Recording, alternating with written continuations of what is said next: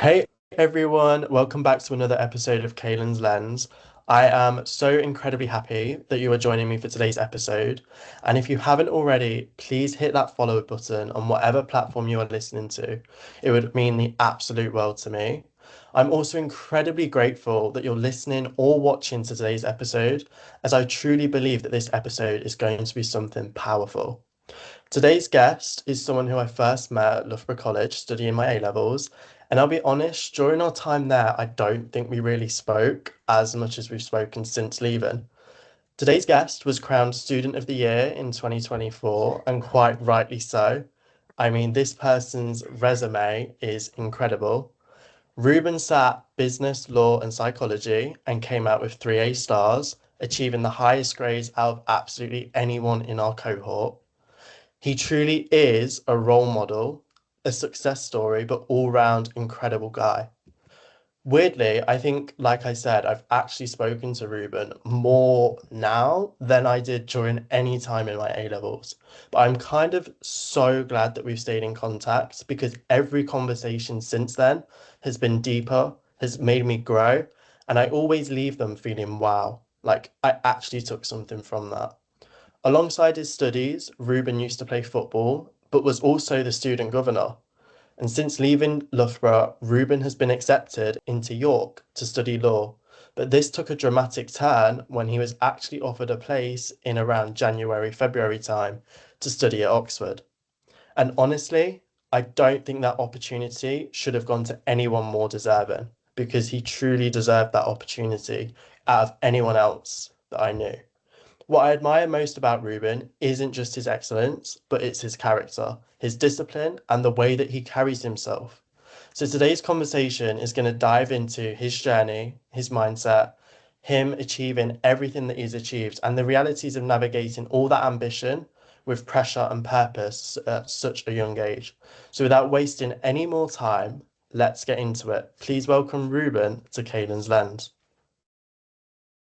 Wow, thank you for the very commendable introduction, Kalen. I'm really excited to talk to you today, to be honest. I think it is interesting the development in our friendship over the past, year. We grew up in the same area, went to school, close to each other. I think I'm friends with a lot of people that you went to school with. Didn't really speak in sixth form, but then you just randomly started messaging me after we left. And I'm so glad you did. I'm so glad you did. We started speaking even more since you started this podcast. And honestly, I mean, the person I've spoke to and I've witnessed in the podcast episodes is completely different to the person I met in Loughborough. I think if you were anything like this, we probably would have been a lot better friends. But that doesn't matter. We're here now. We're here now. So let's kick off. Let's get into it. Exactly. And then thank you for that as well, because I'm like, the whole journey as well, I feel like it's very similar. Like you probably went on a journey yourself, and it was probably like the right time. But the first thing I wanted to ask starting off this episode was, what point did you actually realize is the moment that you wanted to start studying law? That's a good question. It will be year year 12 when we were doing criminal law in A level. It was one of Corinne's stories, our A level law teacher, that made me think that I would want to be a barrister. So I'm only really studying law as a means to an end to go to the bar. But it was Corinne telling us about her first ever trial, which was a murder trial, and how she defended this gang leader of a Nottingham gang. Oh, And okay. there was a book written about the story of the gang and the murder, and I read that. I spoke to her more about it, and then I went and read like the student barrister, other books, looked into it a little bit more, became completely enthralled with the idea of a career as a barrister. And then I thought the easiest way to get there is by studying law. And it was fairly enjoyable. It's not Studying law isn't actually my favorite thing to do, but it's interesting enough. So what is your favorite thing to do? Law's not. I've opened myself up there for a question that I don't have the answer to. I think before I did A level, I had I didn't think I even wanted to study at uni. I went in with the mindset of if I find a degree that is absolutely necessary for what I want to do as a career, I'll go. But I saw too many people go to university because they didn't know what to do next. And I knew I wasn't effective enough for me. That wasn't enough of a purpose. So I think I did law by accident. Biology was full at Loughborough. Wanted to do Oh. biology, but they said you got to pick something else. And it was like law or like media or something or chemistry. And I wasn't that sciencey. So law could be interesting. But yeah, I think if I was never bothered as a lawyer, I think I wouldn't have gone to uni. I would have done something else. I would have gone, I don't know, started being like a farmer in Austria or something stupid. I just there was no other plan. And I think that just says it all, to be honest. Like one conversation and how that one conversation or one talk from Corinne in one lesson pretty much changed the entire trajectory of your Yeah. entire life, pretty much. Dude, Like you it wouldn't is be at Oxford insane. right now if it wasn't for Corinne, pretty much. It's so insane. It's like the butterfly effect. I love to think about this. I'm sure you could think, and everyone that's listening could think of a development in their life and pinpoint the divergence point where that happened or it wouldn't have happened. And it's such a fascinating thing to think about. It just, it must have happened for a reason. It's good that we're here. And I think like even thinking about like my own journey, like that whole butterfly effect, it was like I wanted to do performing arts and I wanted to become an Mm, actor. And then Black Lives Matter happened and I was like, wow, law is really interesting. Law really? is, yeah. So it was like the whole Black Lives Matter movement, seeing That's obviously so like the spot on. George Floyd, all the Yeah. protests. And I was like, wow, law, human rights. Now human rights is like Mm, out of the equation at this point. But like seeing the whole butterfly effect, I really think it's definitely yeah. like that whole transition, that whole change as well is like something that is like probably gives you a really weird feeling because you're like probably in that moment you're like I don't know if this is the path that I want to go, but I'm going to go Mm, down it anyway, and it, mm. ultimately it's led to where you are now. So did you pick law at A level with like that justice, human rights inspired kind of perspective? No. Yeah, so I had the intention with it. Like I knew that because I knew that I wanted to do law since like I think like year nine is when it was happening because that was around like Yeah. COVID. And then I went with law because I was like, right, it's gonna look great for uni studying Mm, law, despite what everyone else is saying at like Castle Rock when they were like, no, if you pick law, the unis are going to look really bad on it.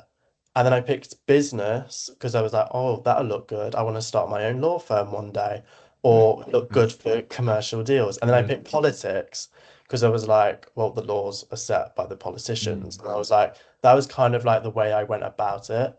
But then I was like, no, there's so much more to law than probably just like human rights. I feel like that's all we ever really heard about in school as well. yeah. So from that whole like experience, I think it was just a whole weird transition, so to speak. But I wanted to ask, since like obviously it was Corinne's sort of talk and then talking about Secret Barrister and the book, what was there anything from that book specifically that you think anyone could probably, if they were to read it, that propped up your ears in a way? I think that the secret barrister books are very accessible to anyone considering being a lawyer, whether solicitor or barrister. It's a very good insight into life at the bar because it's quite opaque. It's quite difficult to get a sense of what a barrister does. But The Secret Barrister gives a fairly good account of the nature of like, the barrister's job to advocate. And it comes from the perspective of the criminal justice system. But that is the easiest way to get into it because the criminal justice system is the most transparent. And it talks about a lot of the issues that the criminal justice system faces. But from there, it's a good launch pad to then delve into other areas of what would being a barrister be like in other areas of private law. But it's very accessible, quite funny, quite they're written for a younger audience, like how old we probably were when we read it. So they're very good. And I think with the book itself, I remember like Corinne saying it. I think I don't know if it was on like one of the front pages or like, Mm. oh my God, get this book, like read it. But with that whole sort of journey of like you had that talk, you had that conversation, was there anything that kind of was like, is the barrister route really the route, or is it 100% barrister, never going to be solicitor? Like, how was it figuring out that that is the one for you? I don't think to this day I've never considered being a solicitor, and I genuinely think if I decided the bar wasn't for me, um, I don't think I'd go into law. I had this conversation with someone else at Oxford because they want to go um into the bar, but they've got a training contract. They've got a training contract at Slaughter in May, and they Oh, said they're going wow. to just train there and then go to the bar later. I was like, I genuinely don't think I could convince a panel at a firm that I am even an ounce interested in being a solicitor. It was so clear to me from the book and from the way Corinne spoke about it that what appealed to me was the essence of making an argument, refining it, the advocacy element. And there's a lot more to being a barrister. But initially, that's what bit me. And I think that's what's going to get anyone. I think it's the idea of making an argument, giving expert advice. It's not always standing up in court, but that is a big role of it. If that entices anyone, then that gives a good inclination of the skills that you're best suited to.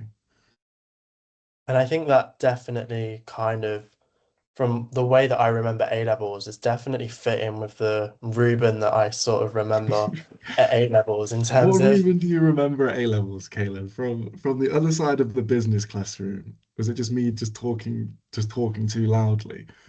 I just think it's just the way that, you could advocate for yourself. You could, I'm going to just say what you've just said, talk very loudly with Connor, but also it was just like confident in the way that you like kind of presented yourself, the way that you acted in a lesson. I think it was just like, yeah, you can tell that that is more suited because let's be real, nobody else in the business class would have that sort of confidence at that Mm, point as well. And I think based on the whole sort of like as well, figuring out that whole barrister journey, correct me if I'm wrong, but during my research, I realized that you did some work experience at St. Paul's Chambers. If you wouldn't mind sharing, how vital do you think that that has been for you in sort of like your journey so far? Someone's been stalking my LinkedIn profile, haven't they, kid? But yeah, so St. Paul's Chambers is a criminal chambers in Leeds. I spent 3 days shadowing barristers in Bradford Crown Court, and it was absolutely like instrumental. I'm still not convinced I want to go into criminal law, but there is something so different about seeing it in person. I'm sure you've done a lot of work experience in firms, so I'm sure you'd agree with this to a certain extent, is seeing it in real life. It gives you a sense that you can quite never grasp when you're talking to someone or you're reading about it. And I think one of the really important parts about getting exposure to where you want to be is you realize that the people that are in the position you want to be, just people. Like barristers aren't superheroes. The partner at, I don't know, HSF, he's not a superhero. It's just a man or a woman that knows where they wanted to go and got there. And being able to talk to them and just ask them about it. And they speak to you like a human. You're just having a conversation like it's with a friend. That's one of the most valuable parts of probably any work experience because it breaks it down and you realize that you can do that too. I think that in itself, I'm just like, whoa, like writing down absolutely everything. Like they are people and they're Literally. not, yeah, they're super like people, like Yeah. incredible, like, but they're actual people, people that you can have Mm, a conversation with and actually want to share their knowledge and share their wisdom. Because I feel like there's so much now with like, oh my God, there's like all these different levels in society. And obviously, we kind of presume that they're like above us in a way, or Mm.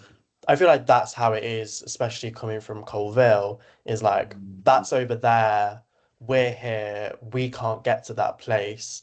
And I think as well, like in Colville especially, those experiences are hardly around. Like there's two small firms, I think, walking past when I was there at Christmas in like Mm. in the city centre. Do you think that that opportunity would have actually came if you had stayed in Colville and not moved away from home?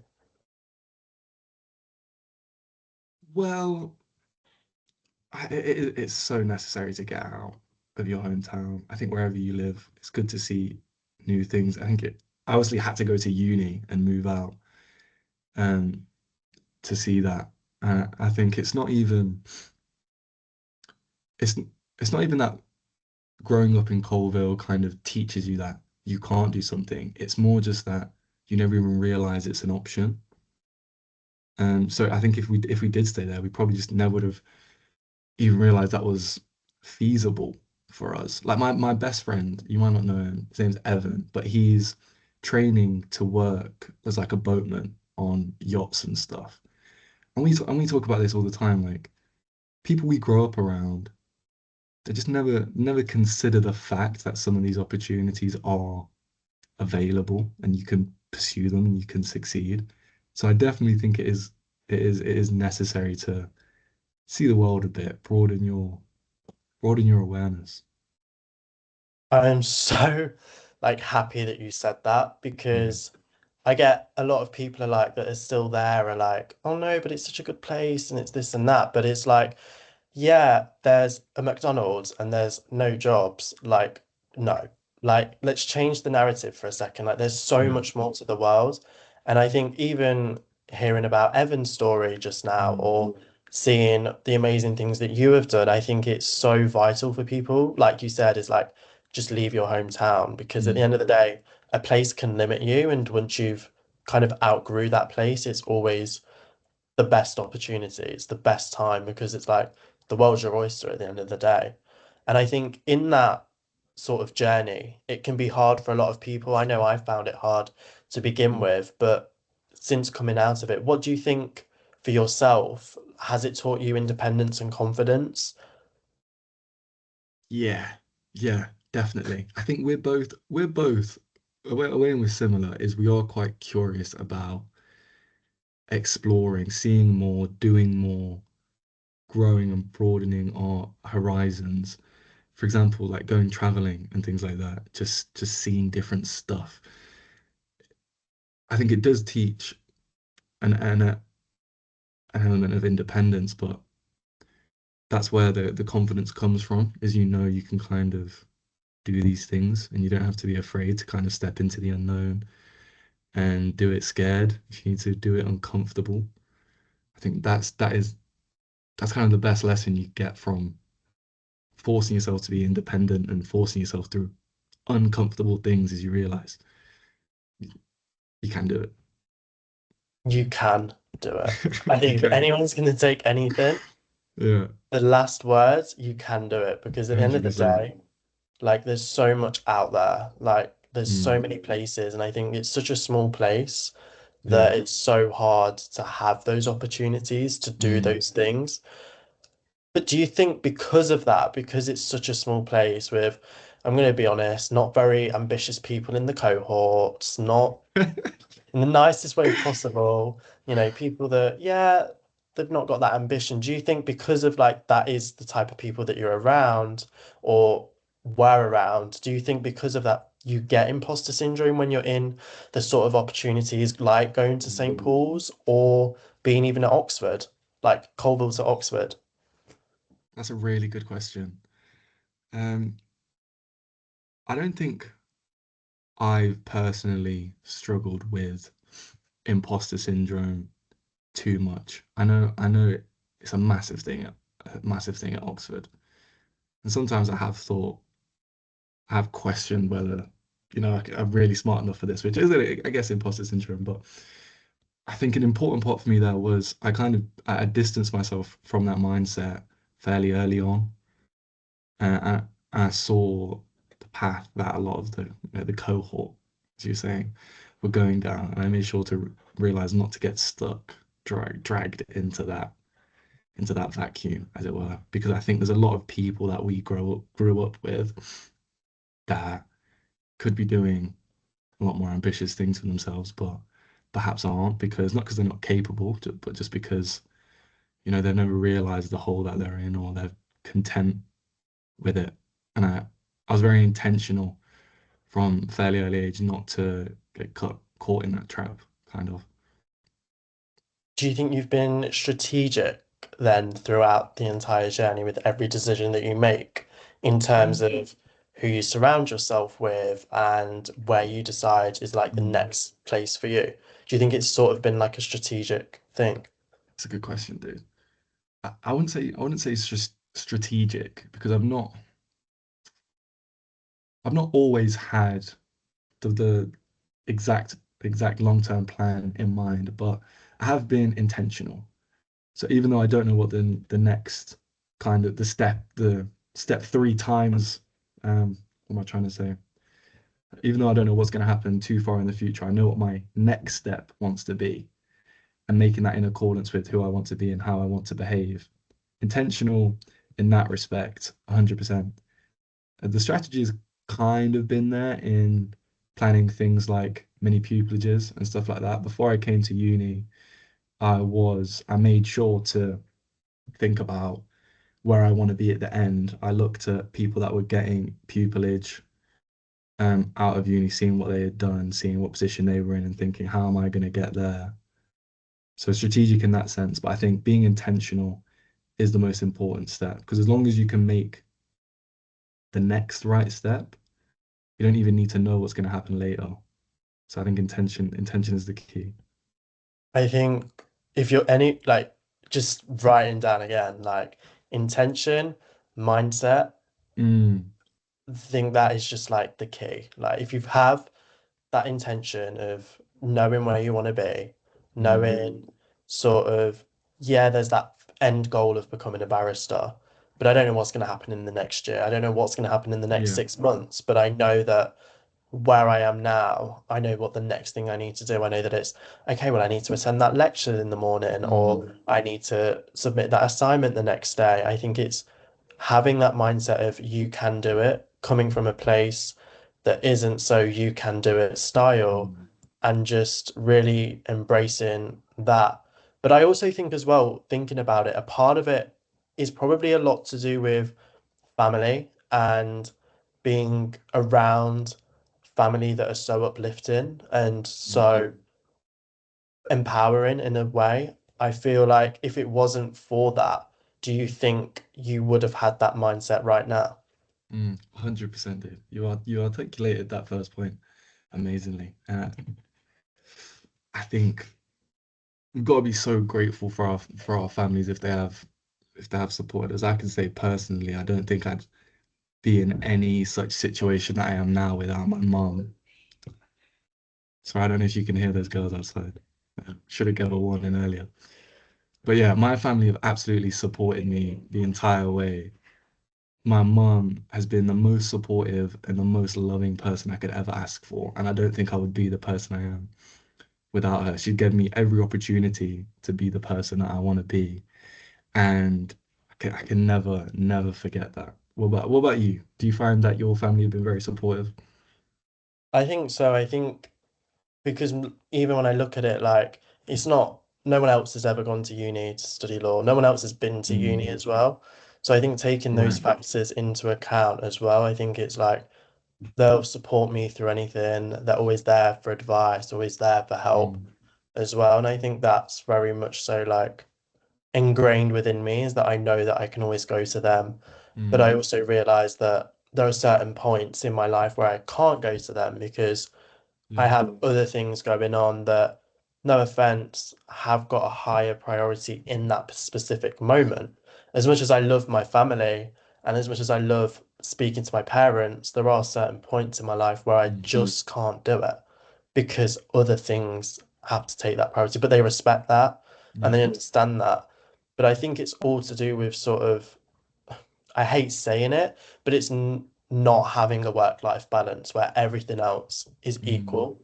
It's more a work-life alignment that mm, kind of suits it better, which allows then my family to sort of feed in and I mm. can get the advice at the same time as well. Yeah, that's a good way to put it. I'm not sure I've heard that frame of it before, the work-life alignment over the work-life balance.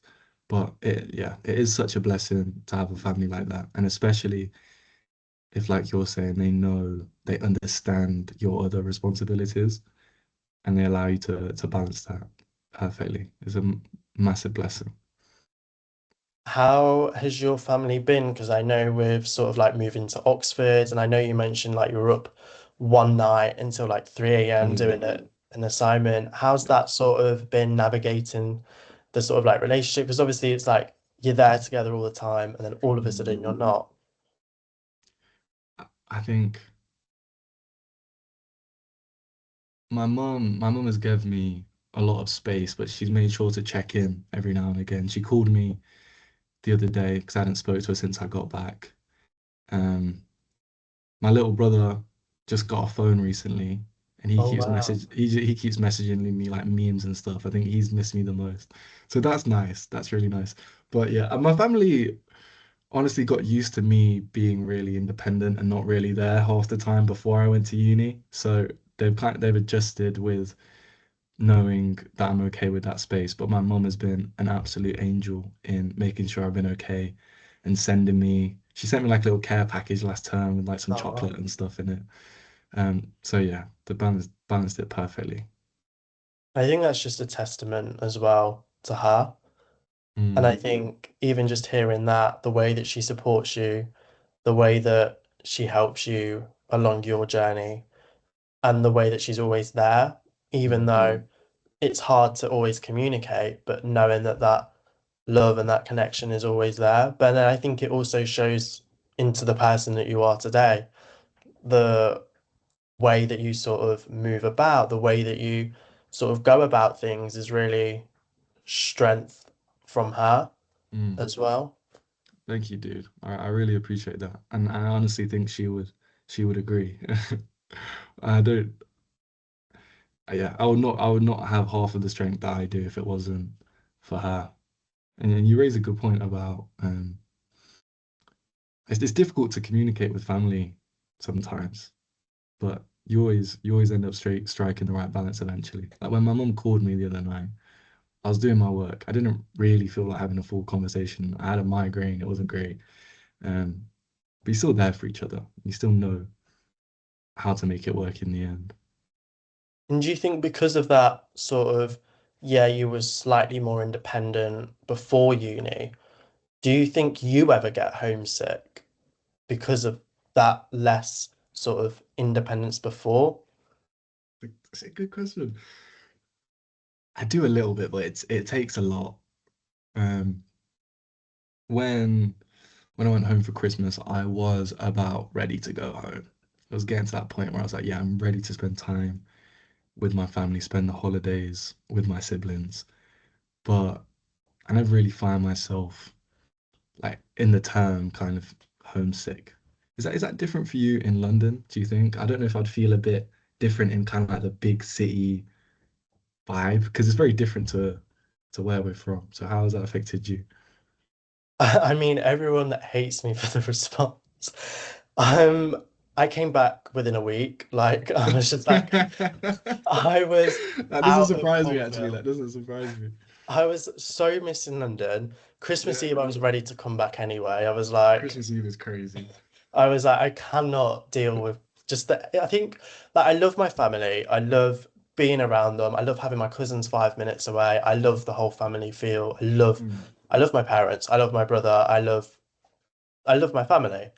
But being in that area, I just think it's the whole area side. Like, I think it's just like, because I'm in mm, London, there's yeah. so much to do, so many things, and I'm back home. And because I'm always on the go, I'm like, Mm, so I've actually got to sit still. I've actually got to sit and not do anything. And I'm like, I don't know how to do this. I'm just like, I just want to get back in the swing of things. Because as well, like routines change and then your habits kind of change. And I'm like, I've gotten to a place where all my habits are like down to a T. And now I'm like, great, they're gonna fall off again. So it was kind of really hard to sort of like navigate that in a way. I don't know what is in London air that has turned you into a machine, but I can I can see why it's kind of addictive. You know, Mm, you have absolutely exploded into something which you should be very, very proud of yourself for being. And getting that kind of satisfaction is the most addictive thing. Um, which is good, which is good. I'm glad you're very focused. But also I do hope you learn to slow down eventually. Maybe not yet. Stay focused for now, but eventually learn to sit still and enjoy that time with your family because that'll be a great balance. I will, I will. And just like it'll come. It's Yeah, just it will. It'll come it'll come naturally. in time. But Focus on as what you're well, doing for now. and I think as well, I think it's more a lot of to do with I'd say probably like family dynamics as well. I think a lot Mm, of it intertwines with how you sort of like navigate those relationships in a way. But I also approach it in a way as well that I realized is trade-offs. I like say it all the time, is like every decision I make is a trade-off. And I think I approach it now where if I'm to do something, it's what am I trading that time for? So it's like if I'm to spend an hour and a half speaking with my parents, I'm like, what am I trading that for? Well, I'm not really trading that for anything because I'm getting something emotionally, I'm getting something personally, and I'm getting a social interaction when, 100%. especially at uni, when it could be so like isolating. So I just wanted to ask you as well, like, do you approach it in that sort of mindset, or do you kind of, approach it differently? You hit that nail on the head a bit there. Some things are worth the trade-off, but it is a trade-off nonetheless. I I think the closest thing that I do to that is I try and ensure I'm kind of fulfilling myself every day, mentally, physically, and spiritually.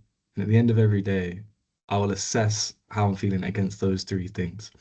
So I try and, instead of a trade-off, try and get a balance between those three things. So if I take the time to go for a walk or a bike ride to go to the gym, yes, I'm not working, but I'm fulfilling myself physically, which is instrumental to my overall health.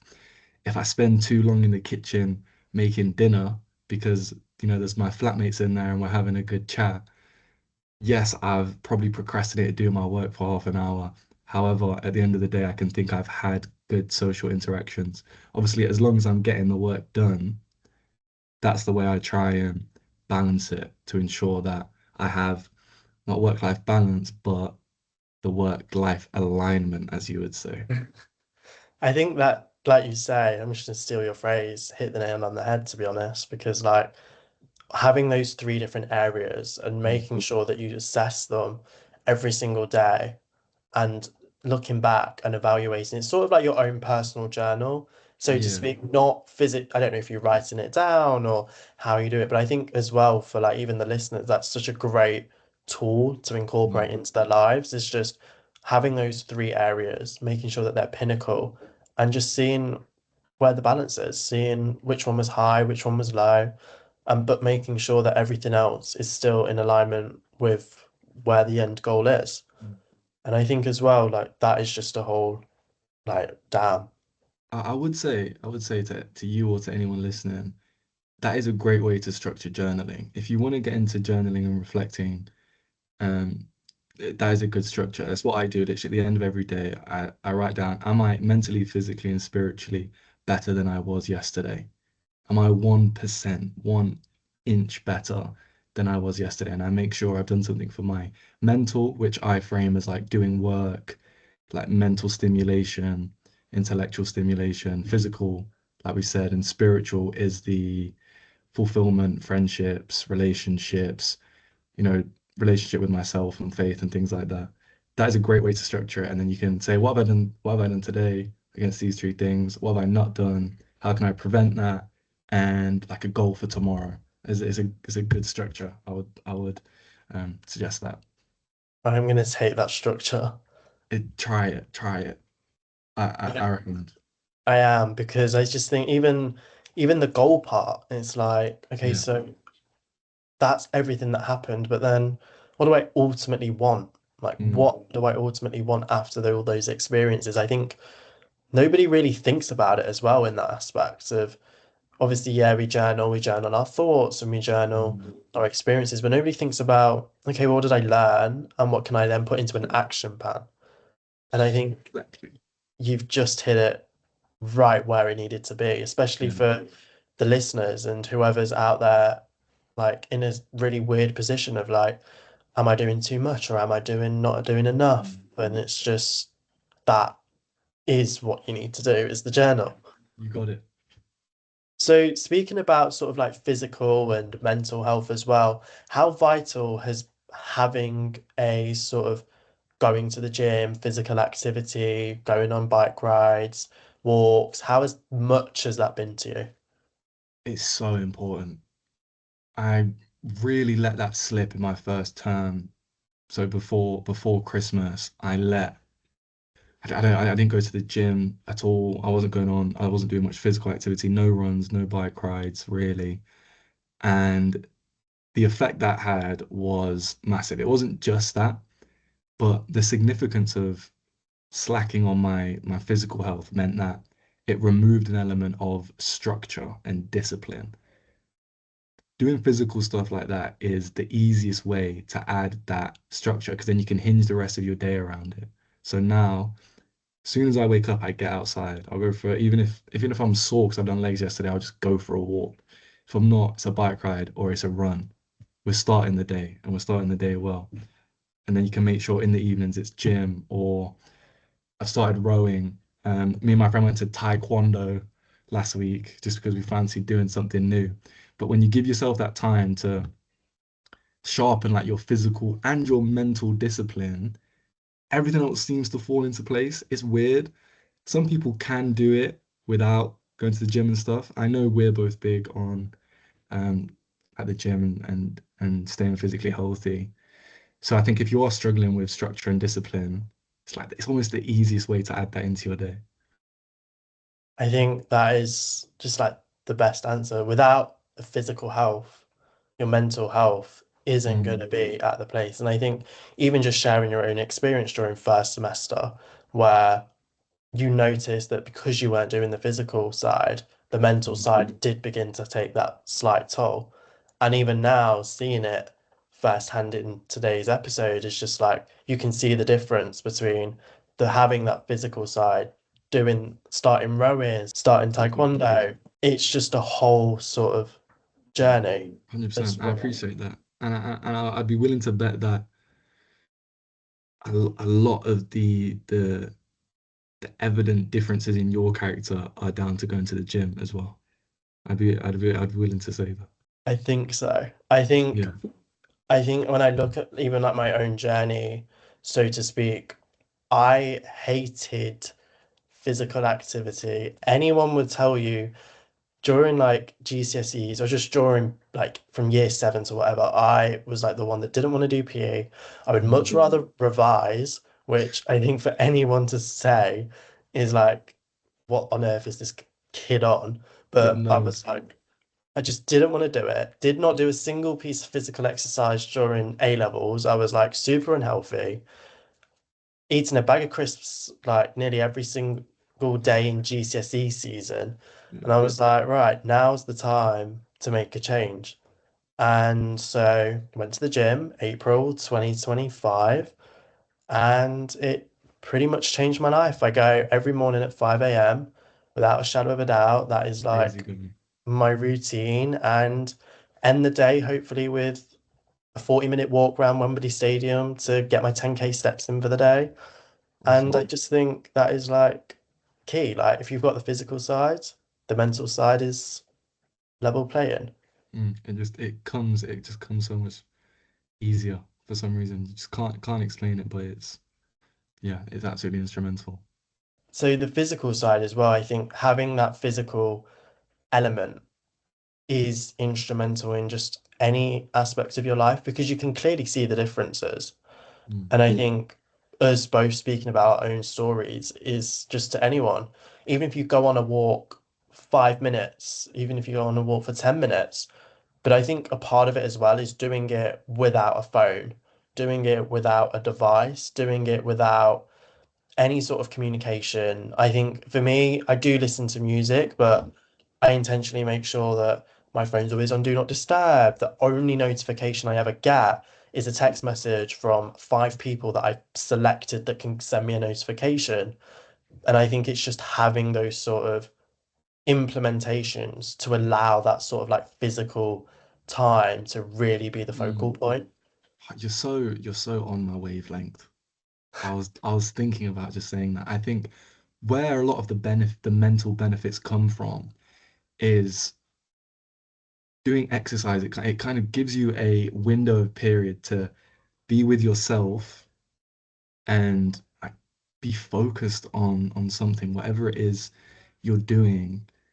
And it's often uncomfortable to do at the start. So what you learn is that you can spend time with yourself doing something uncomfortable and still focus and get through it and then feel the rewards of that. And then that transfers to so many other areas. Like when you want to start revising and it feels uncomfortable and you want to procrastinate, forcing yourself into the gym, forcing yourself onto the walk, forcing yourself to do any kind of exercise, it's the same transferable skills.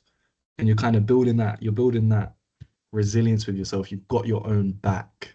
And that's what exercise gives you, aside from just the physical benefits, really teaches you to hold your own back.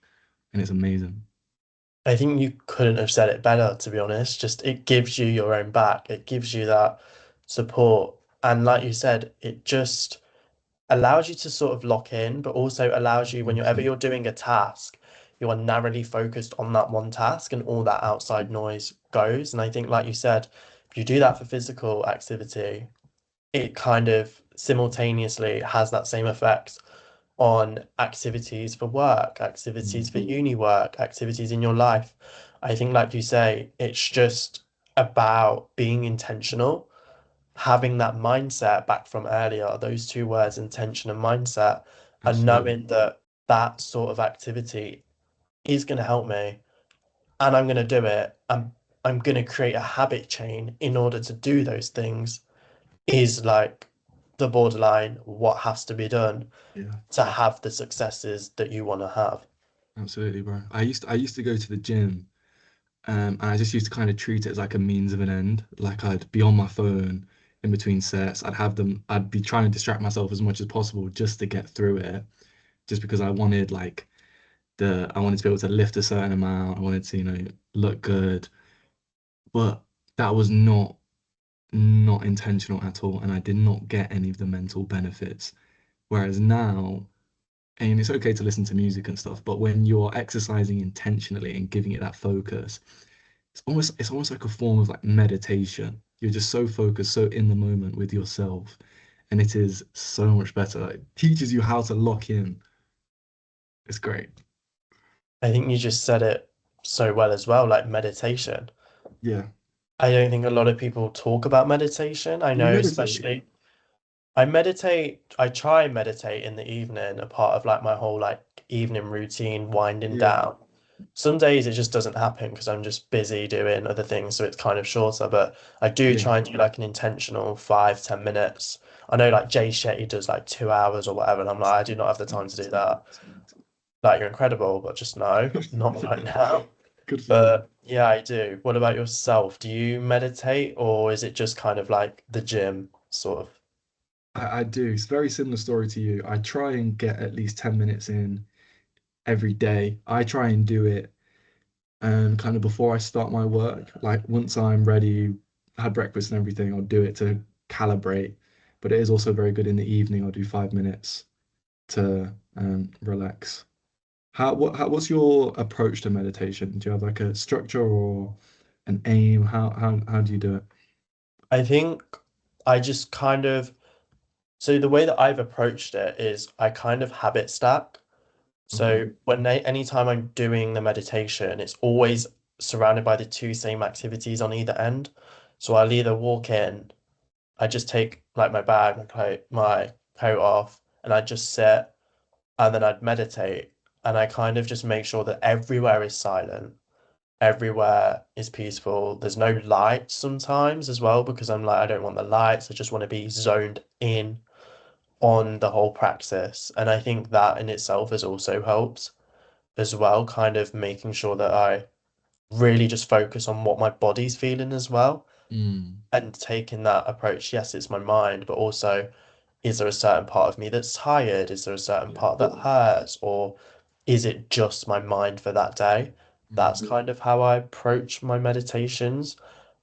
How do you do yours? Is it anything similar, anything different?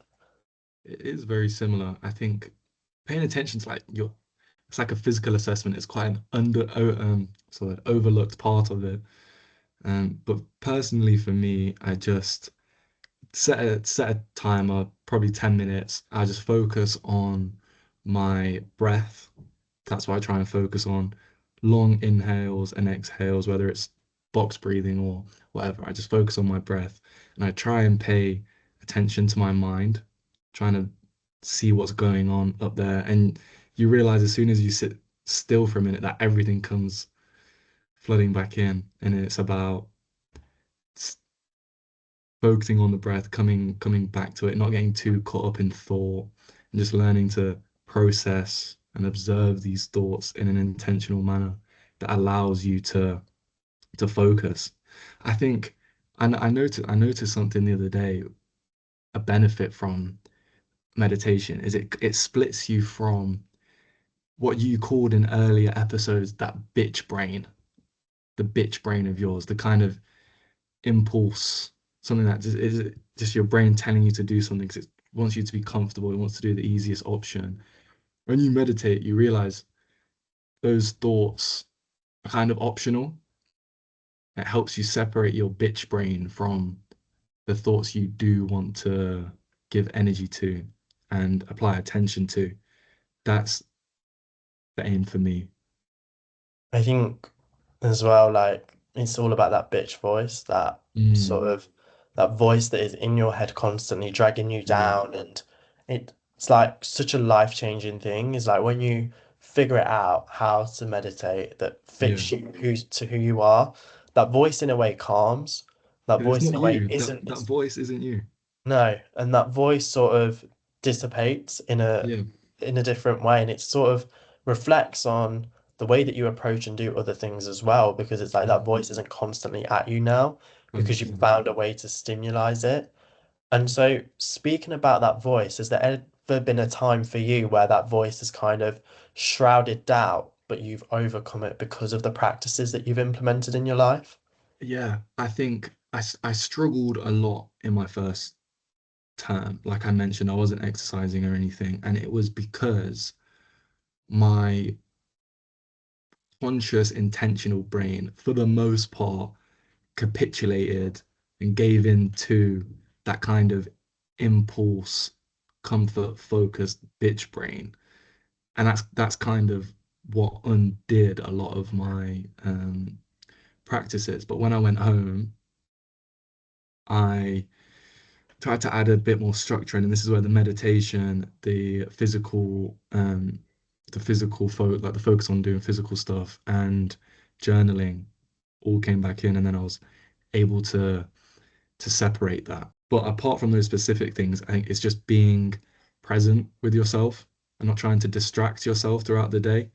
I noticed if I wasn't doing work, I was trying to distract myself. I was listening to music, watching YouTube, scrolling Instagram for like no fucking reason. Like I'm not trying to achieve anything. I'm just trying to get through to the next task. That's all my day was. I'm trying to keep my head above water. But I think I've came out of that by slowing down, allowing myself to be present throughout the day, and it just feels so much better. And I think it kind of reflects as well on the journey and how there are certain blips in the journey, and without having those blips, you don't come out of it stronger. And it's like 100%. maybe you needed to go through the first term to have that sort of experience of, I actually don't want to live my life like this. I want to live my 100%. life in a way that I want to live it. And it Mm. allowed you to recalibrate during Christmas break Yeah. and meditate and journal and be with your thoughts to allow that voice to calm down and not take over. I think that in itself is just everything. It's like taking the time to really invest within yourself Mm. and taking those moments of being sort of, I know who I am, I know where I want to be. I'm not there yet, but I know I will get there.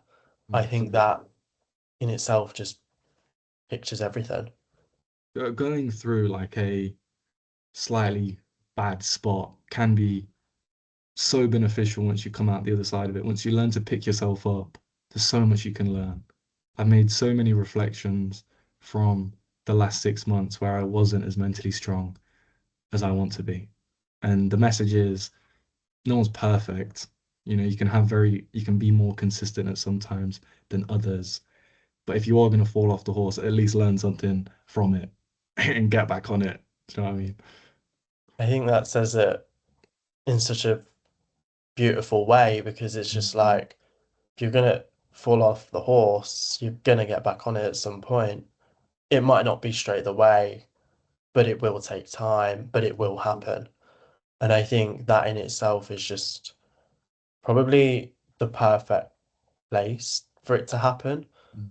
Is thinking about it is because you want it to happen, but you don't know when it's gonna happen. And then it happens, and it's like, how do I deal with it? But figuring it out all by yourself, coming out of that darkest place is like sort of like a full circle moment in a way. Full circle for sure, because you feel completely new and rejuvenated. And I think, especially if you have been so good and consistent before, to fall off feels like a lot of pressure because you're like, oh my God, what am I doing? Like I fucked it. Like I'm meant to be doing so much better than this. I can do so much better than this, but it's okay. Like you said, you will get back on the horse, and you'll learn something from it. And I think as well, since sort of as well thinking about it, since being sort of back on the horse, what does your sort of like morning and evening routines now look like because of it? Okay, so morning routine is I don't have a strict wake up time, but I just try and get up as early as possible. And I will wake up and I will throw myself outside my room. I will throw clothes on. I've got like a pair of joggers and like a jumper that I just throw on every single day. So I don't even need to think about it. I just know they're there and I grab them and I go. I get on my bike and I ride around Oxford, some beautiful like streets here. Like some of the houses are so nice. Or I'll go for a ride along the canal, the River Thames, just get some fresh air, no headphones, um, just waking up, spending that time with myself, and then shower, little cold shower at the end, have a good breakfast. My breakfast at the moment has been scrambled eggs and I've been making porridge with like frozen berries, like Oh, like melting the frozen berries down. Oh, so good. And yeah, so I'll do that, shower dressed, meditate, head to the library or to a lecture, and then I just do work for the rest of the day, bro. Do work until lunch. And then I guess evening routine. I have dinner quite late. So dinner is at the start of my evening. So I'll have dinner. And then by this point, I would have already gone to the gym or rowing or anything. So I'll have dinner. Stretch has been a big one because I hate getting like stiff and stuff from exercising. So dinner, stretch, journal, read in bed, and sleep. I'll probably call my girlfriend before I go to sleep, but I've tried to stop using my phone in bed because that is a trap. That is a trap. Every time your phone asks you to scroll a little bit of reels in bed, it is the biggest scam. You just can't do it. I've been charging my phone on my desk because it's just it's a trap. It's a trap, bro. Honestly, when you just like basically said your morning and evening, I've just like thought about it. That is why is that just like so similar? So similar. I'm I, like, wakes the up only difference early, is get straight out of bed you go as gym well. in the morning. I hate lifting weights in the morning. So I can't believe you do that at like 5 a.m. That is insane.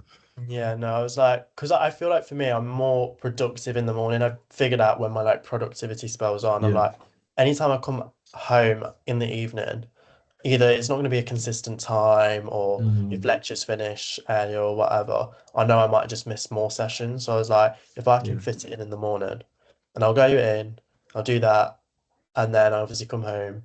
But I think, like you said, it's like getting yourself straight out of bed, having the clothes in the same place that they always are, because at the end of the day, you're habit stacking, you're building those habits into a continuous chain, and it's sort of like a rhythm that you're in, is like the most transformative thing. Because if those Mm, clothes are in that same place, the chance that you're going to go is slightly lower, but because you mm, stacked it, you're going to go anyway, mm. even though your bitch voice is telling you, no, I don't want to go today. This habit stacking idea is such a good idea, bro. I've never really thought about it myself, but I'm glad I've learned this today. It sounds good. I think the takeaway from that is you need to learn what's best for you. Not every routine has to look the same. Ours is a tiny bit different, but as long as you are stacking the habits in a way that is best for you, that's probably the way forward. Exactly. And I think it's doing it for you because it's you and it's not anybody else. And like you said, like our routines are probably slightly different. Like the times we wake up are different. Mm. God forbid I've never rode a bike in ages, whereas you ride the bike and then you'll go out without your headphones, and I will go with my headphones. But then even in the evenings, it's like we both try to get off our phones half an hour before we go to bed and actually read a book and fall asleep. And I think it's sort of having those sort of habits that are scientifically backed to Mm. better your life, but doing it in a way that is a custom for you is the beneficial way to making sure that you stay on track during the day as well. Yeah, 100%. There's no one size fits all, but some things are just gonna work. Like they just are. And it's the exercise, it's the no TikTok before bed. They are they're God-given facts. Like you can't really get away from that. No, and I'm just like I notice anytime that I'm on it, I'm like I have to get off because I'm like I'm just gonna fall into this loop of like, oh Yeah. damn, an episode of a show that I used to watch as a kid now turns up and I'm like, great, I'm gonna have to watch that now because of it. And I'm like, nope, switch it off, get back to reading, and it's just it all aligns. And I feel Mm. like as well that you can't be so hard on yourself all the time, but it's like 100%. if you want to create the life that you live, it's kind of just normal now. Yeah, you do get used to it, but it's it's the difficulty is getting there in the first place. It's shedding kind of who you are to be who you want to be. That is not an easy thing to do. That is painful, and you do have to force yourself through that. But once you are there, you have clearly got some very consistent habits going on, and now it's very easy to do so. It's just walking through the fire of getting there in the first place. And I think you've hit the nail on the head again. It's just like it's shedding the layers that the old you Mm, was into the version of you now. And I think as well, I wanted to ask as well, do you think going on that journey as well, do you think you've lost friendships because of that journey of shedding layers? Or do you think, you know what, those friendships may have needed to leave your life to for you to be able to have gone on the journey? mm. The friendships is a big part of this, and it can be the most difficult. And it's probably where a few people get set back. I think that there's people that I was really good friends with in secondary school that I'm not friends with now, really, because I accepted that I wanted to be different and I made sure that I was.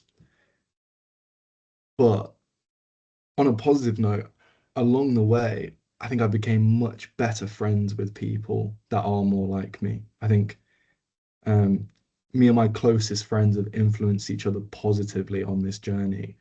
and you will repel some people, but it also attracts the right ones.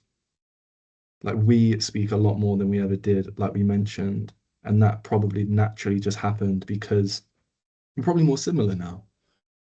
And that's the thing. You might repel some people naturally, but that is paid off 10 times by the more kind of deeper friendships you'll get on the flip side of that. And I feel like that's life as well, isn't it? As well, I just feel Yeah. like it's natural for life to sort of happen in those ways with like friendships to Yeah. fall out of, like you distance yourself or you just realize that you're not aligned on the same values, and the people that you are aligned on the values actually uplift you and kind of make you a better person. But like you said, new people arise, new people who you probably didn't expect to be friends with, or you didn't expect to meet new people in your life at that point, and now you have, and those connections are deeper. There's more connections on topics because you're probably just friends with people because you went to the same school with them and not really much Yeah. else in common. And now you actually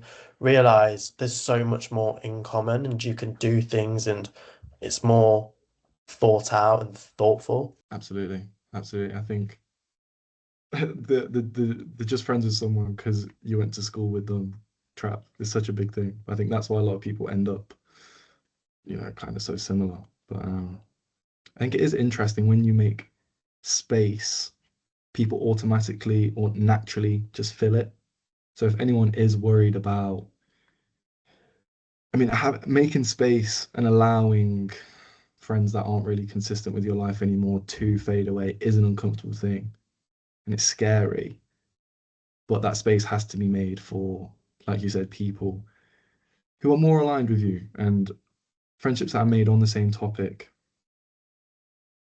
And I think that's just what life happened. Like I said, like how life is as well. I just think if the listeners are going to take anything, it's just like it's normal, it's natural. And I think you have to go on that journey, the journey that Yeah. is life, the journey that, you really find who you are as an individual on that Mm. journey. Like you probably never would have done rowing in your own right before, and I Yeah. never would have gone to the gym before. And I think it's just the way that life, or if there is this external being out there, so to speak, you know, navigating the way that Mm. life is. And I think one thing that I remember growing up, or I actually remember it, my first ever podcast that I ever listened to was episode 45 of the Leave Your Mark podcast with Lexi Schumacher and Miguel Mendoza, the host. And one quote that she says, which went viral on TikTok, was, "Why would I want to do what everyone else is doing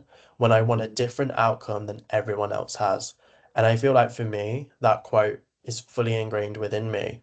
And I think as well, going on that journey, it's really just that is what life is. It's like, why would I want to fit into everyone else's norms when that's just not me? 100%. Life will happen in the way it needs to happen when you're intentional with how you want it to be. And even if that is inconsistent with other people, as is life, some people will stick around as well. Like one of my other best friends does live a very different life to me, and we probably have less in common than we used to, but he still shows up for me, and I'd show up for him every single time because that's intention. That's intentional friendship. And when you move with intention like that, life kind of just it moves around that, and it all ends up how it needs to be. I think if anyone's gonna take, again, it's just intention and the mindset. 100%. I think if the listeners are gonna take anything from this podcast, it's just knowing what your intention is, what your mindset is, and having those two synonymous is absolutely everything.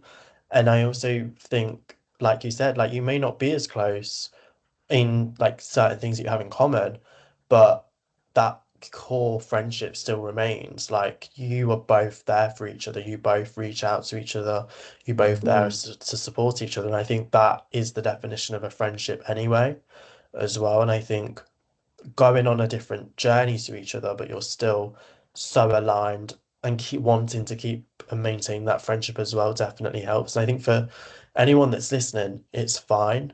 it's fine to not have things, so to speak, in common, but as much as you do, you don't have as much as you did before, but that's okay. And that Mm. actually can help make a friendship stronger. Yeah, and it will happen naturally. It will happen naturally as long as you remain intentional, like we said. It will happen exactly how it needs to. And I think one thing that I also wanted to ask, thinking about it, and this is kind of moving away now Yeah, from sort of let's do it. friendships and life in general, is the budget. And it was one of the conversations that Worst segue of all time. Sorry, was go. one of the conversations that we actually had a lot to talk about. And Yeah. so I thought I wanted to ask you personally, you know, for the listeners as well. I think it's such a big topic now because not a lot of our generation really talk about politics. It was never Mm. something I grew up talking about with friends or family. What were your thoughts on the budget and how do you think it's going to affect you growing up older and what's your thoughts? I'm gonna cast my mind back while we have this conversation. I can't remember a lot of the specific details. However, my general takeaway from it was that I think Labour effectively cleared a little bit of headroom. There was so much pressure on Rachel Reeves leading up to that budget, and I think she just about managed to clear herself a little bit of breathing space. I think handing the two-child benefit cap was instrumental for the support of our own party, especially because we've seen I can't remember the timeline around the budget, but we saw um, a little bit of internal conflict, maybe internal management going on with things like Wes Streeting suggesting making a bit of leadership bids. That was the false briefings or whatever, and like Andy Burnham being declined to stand in Manchester recently. I think Labour weren't doing well with the general populace, but they're also at risk of their massive majority turning on them a little bit as well. So I think it was good to throw them a bone and really solidify their support. In terms of how it's going to affect me going up, I'm not 100% sure. Do you have any thoughts on that? I think in terms of, I know I did like a really deep thinking that I don't think is Mm. actually going to come true now, is that maybe income tax might come down because they've obviously increased the buffer and growth might increase and Yeah. potentially that, which would be good for our taxes, but obviously, you know, the more investment in the NHS. But one thing that is on my mind is obviously the whole student finance side, because I know they freezed the Plan 2 payments within that budget as well. And I know that in the news, especially on social media, there's a lot of really like uproar or just uncertainty as to paying back the student loan and actually being able to pay it off because a lot of people's have increased as well. I think that is one thing that is very sort of like unnervy for the future. Right now, I don't think there's anything to worry about. Inflation's coming down, everything's coming down, which is great, great for the economy, great for us. Things are not rising as quick, wages are going quicker. But in the future, I do think that is the one thing, especially with even now, like checking how much my balance is for student finance and realizing, damn, I'm already earning interest when I can't even have the funds to pay it off anyway. So it's like, how does this work? So even just thinking about it, what's your thoughts on the current system and how it works? And do you think there might need to be some reform to it? I don't have any initial thoughts on whole scale reform, but there definitely could be more transparency.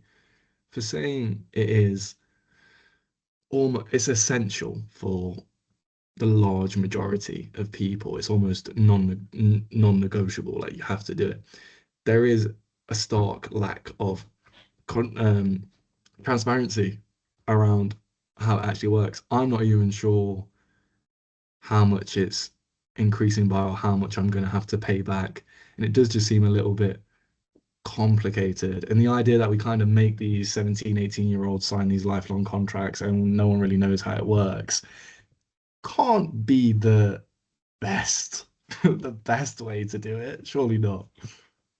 No, and I think as well, like especially for us and our experience at uni, university was heckled down our throats. Like that Mm, is yeah, it was so much emphasis. Yes, there was talk on degree apprenticeships, but there wasn't really as much support or sessions going on about degree apprenticeships and all these opportunities. So I think as well, one thing I also wanted to ask was, do you think, knowing the way it is now with the whole student finance system, do you think you would have ever considered a degree apprenticeship? Or do you think you were always destined for uni? Because I know you thought about, obviously, I think it would probably be around like the age of 14 to 16, if you were ever to go to uni, it would be for the future career. yeah. Do you think that decision would have changed? 100%. I think one of the reasons I didn't want to go to uni for the sake of it because I wasn't sure what financial situation I would be getting myself into. Because uni is so shoved down your throat, especially if you do A levels, the fact that student finance is essential is almost like an afterthought. Like you kind of think, just sign up for it, go to uni, and then we'll figure it out later. Like it will just come out of your paycheck, and you never have to check your balance. You never have to worry about it. We can just think about that later. I think that is that.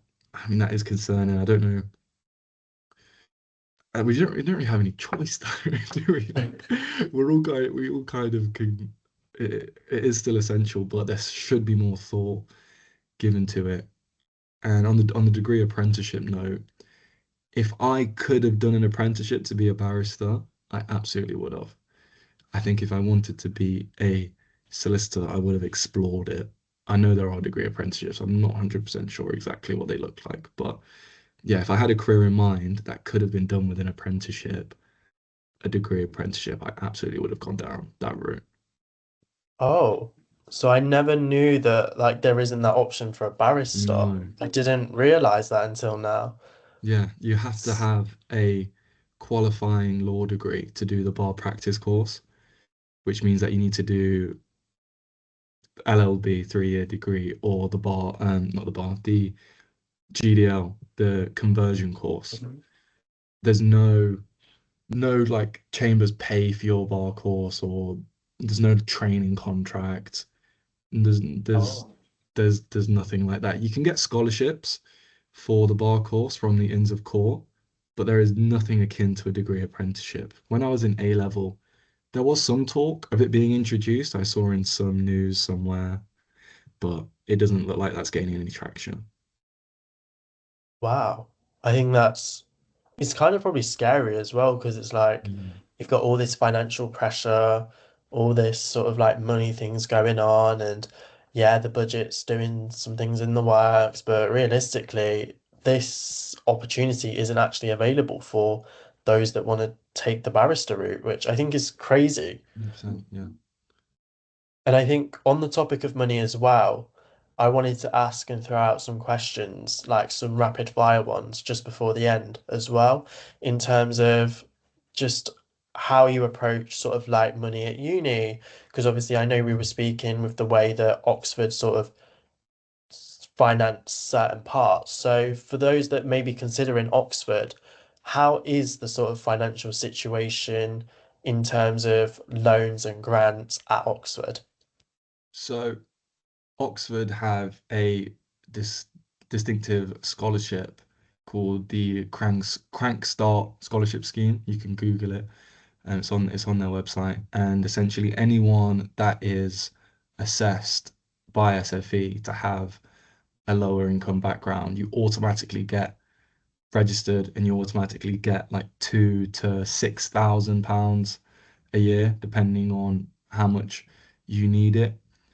And then like I said, a lot of accommodation is subsidized, so I'm only paying around £5,000, which isn't bad. I'm sure that probably hurt you to hear that.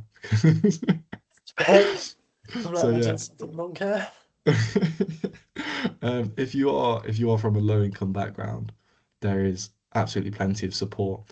And I think most people most people don't struggle with their loan. A lot of people here don't have a student loan, which is an insane conversation in itself. But Yeah, it is manageable. You get a lot of support from things, and there's more support aside from the crank start thing that can be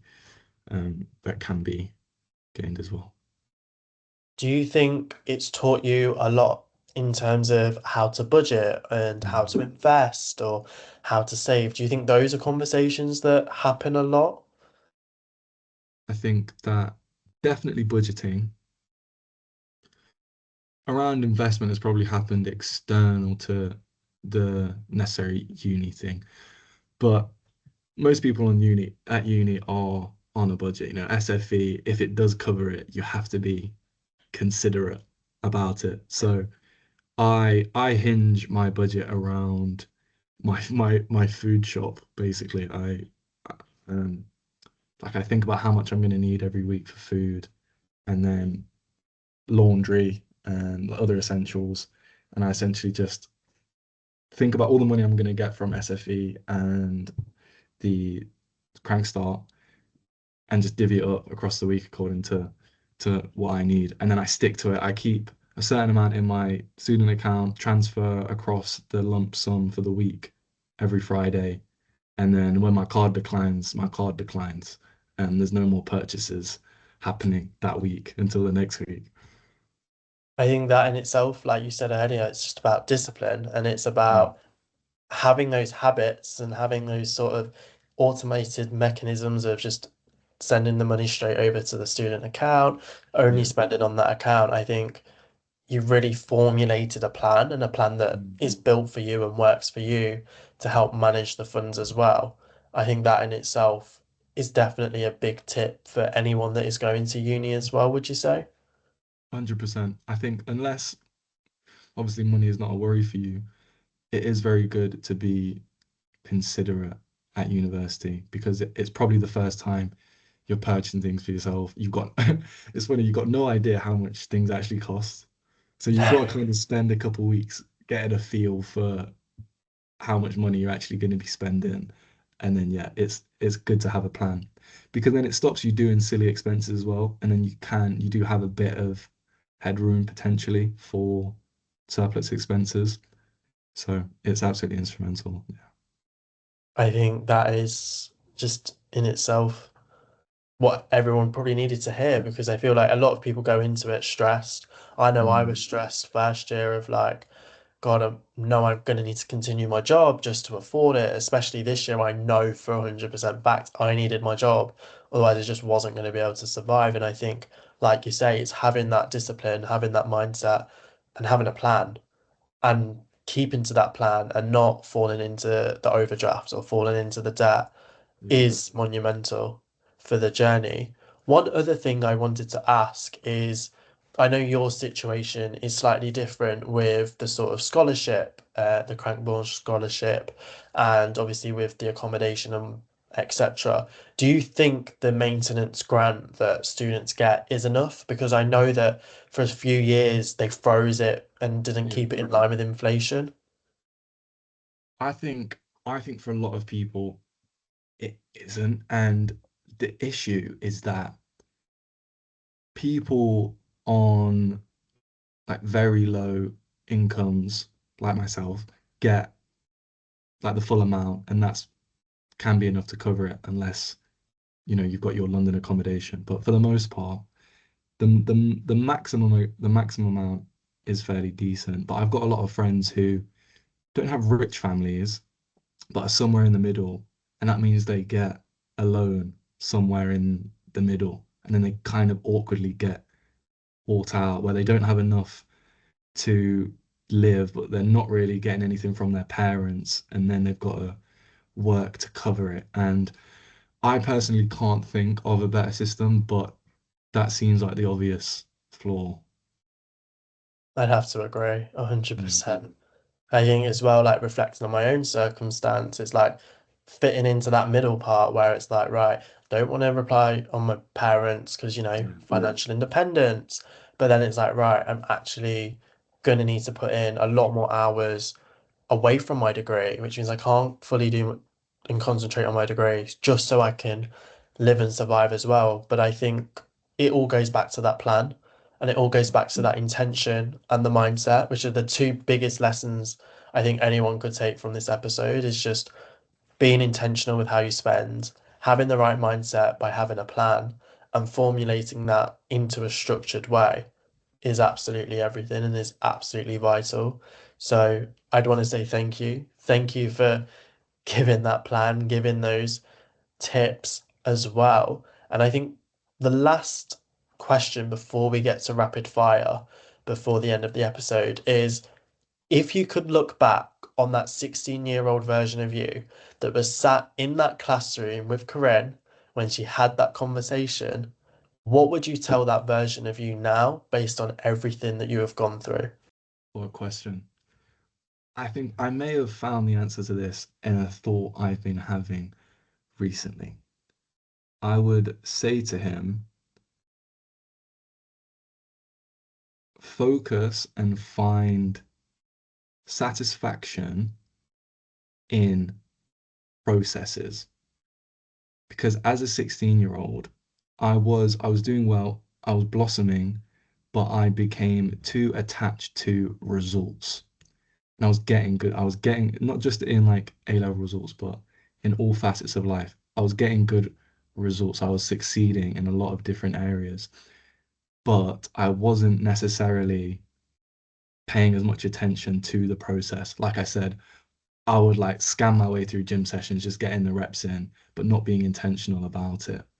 And that meant that when things did get tough and I fell off the horse, there was nothing there to catch me. There were no systems in place that were propping it up. So I was doing well, but it wasn't propped up by anything with intrinsic value. So I would say focus on being righteous in the every single day and every moment, not just in the moments of success. Fall in love with the process, enjoy being with yourself throughout it, and just have a good time. Love yourself and love everyone that you do it with. And you can't really go wrong at that point. Wow. I'm just, I have literal goosebumps. Like, just even thinking about it, for anyone that's listening right now, enjoy the process because it's a Mm, process, but yeah, also enjoy the person.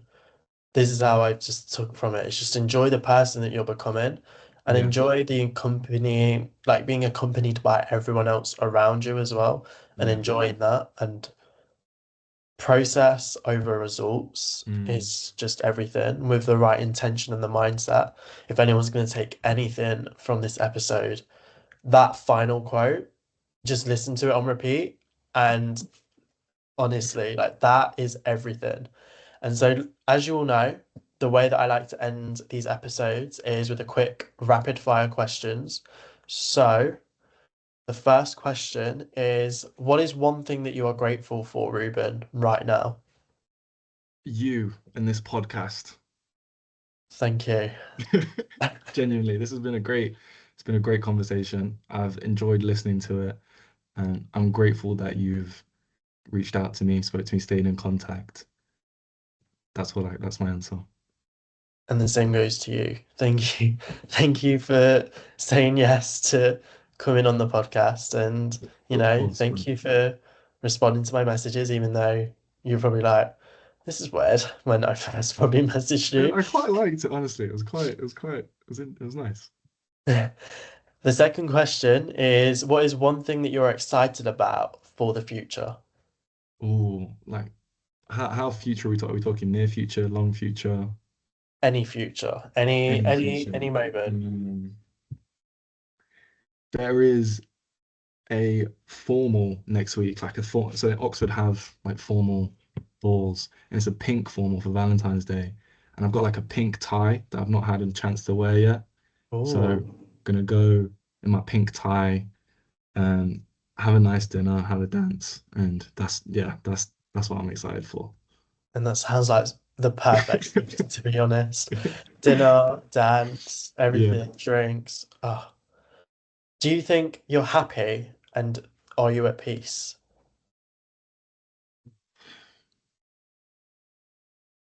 I think I'm happy because